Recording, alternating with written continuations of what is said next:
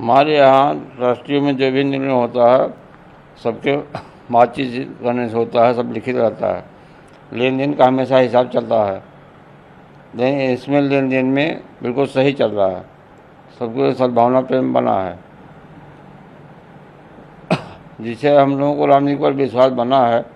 और 1994 में जब सपा था तो हमको उसी पार्टी ने हमको एक आदमी हमको मार दिया, वो समझा कि मर गए। हमको राम बोले थे, राम जी के ऊपर विश्वास बना रहा, शासन से उसको कोई दंड नहीं मिला, राम जी ने ऐसे दंड दिया वो वहीं ख़त्म हो गया। तो राम जी सब देख रहे हैं, राजनीति वाले कुछ भी बोल सकते हैं, राम लला का जो काम हो सब सही चल रहा है। हम लोग जहाँ आरती में जाते हैं, हमेशा ढंग से पूजा पाठ हो रहा है, धूप दीप कार्य चल रहा है, जैसे रामलला का विकास हो रहा है, राम जी के ऊपर सबका विश्वास बना है, तो हम लोगों को सफलता बनी है। देश में सब सद्भावना प्रेम बना है। शासन को हमेशा देश में सद्भावना प्रेम बनाए रखना चाहिए। घर में कभी लड़ाई भिड़ाई करना ठीक उचित नहीं है। राम जी को सबको ठीक ही कर देंगे। महाराज जी, इस तरीके से आरोप लगाना एक निराधार आरोप है। और आपस में सब एक हैं, ऐसी कोई गलती है ही नहीं।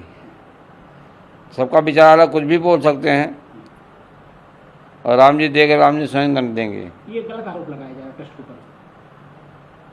ट्रस्ट में ऐसी गलती करेंगे ही नहीं। इस प्रकार की भ्रामक चीज़ों को फैलाकर हिंदू जनमानस में एक भ्रम की स्थिति पैदा की जा रही है। अगर कहीं किसी प्रकार की इस तरह की कोई बात है तो वहाँ पर सक्षम लोग बैठे हुए हैं जो राम जन्मभूमि आंदोलन से ही जुड़े हुए हैं, और निश्चित रूप से उसकी जांच होगी। राम जन्मभूमि की विधि व्यवस्था और कार्यशैली को लेकर सीधा पीएमओ भी नज़र रखता है। आसन्न चुनाव को देखते हुए इस प्रकार की चर्चा परिचर्चा बात और भ्रम की स्थिति पैदा करने की कहीं ना कहीं संभावना बनी हुई है। रही अखिलेश यादव जी की बात, तो अखिलेश यादव जी राम मंदिर के विषय में क्या बोलेंगे, जो राम जन्मभूमि आंदोलन के समय तरह तरह की व्यवधान उत्पन्न करते थे। यहाँ तक कि अयोध्या के परिक्रमा करने वालों को भी उठाकर उन्होंने जेल के शिक्षों के अंदर बंद कर दिया था, जो मैं भी स्वयं प्रत्यक्ष गवाह हूँ। लखनऊ गोसाईगंज जेल में हम लोग भी एक हफ्ता बंद रहे। इसलिए राम जन्मभूमि से संबंधित चीज़ों पर टिप्पणी करके हिंदू जनमानस को बरगलाने का काम न करें। मंदिर प्रशासन स्वयं सक्षम है।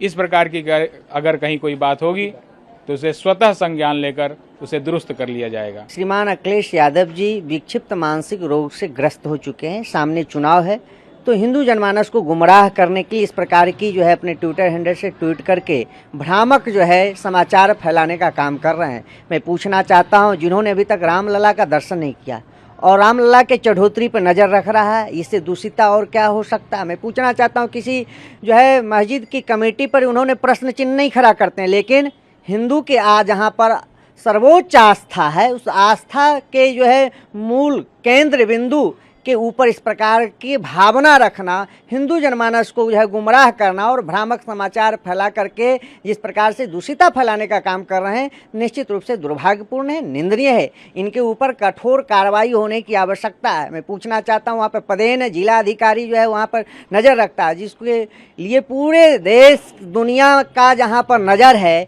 इस प्रकार की भ्रामकता फैला करके अपने सनातन संस्कृति को धूमिल करने का एक कुचक्र रचा जा रहा है, जिससे बचना चाहिए। वहाँ जांच का विषय है, जांच होगा, लेकिन ऐसा कुछ लग नहीं रहा है जिस प्रकार का उनका जो है यह भ्रामक संदेश है, कुछ नहीं है। वहाँ सर पारदर्शिता है, सुचिता है, पारदर्शिता के भी कई वहाँ पर लेयर हैं, कई जो हैं वहाँ पर ऐसी कमेटियाँ हैं जिस कमेटी के नज़र से वहाँ पर देखा जाता है। तो इस पर किसी प्रकार का कोई संशय नहीं करना चाहिए। जो संशय करता है उसके आगे आने वाले दिनों में नष्ट होना स्वाभाविकता है।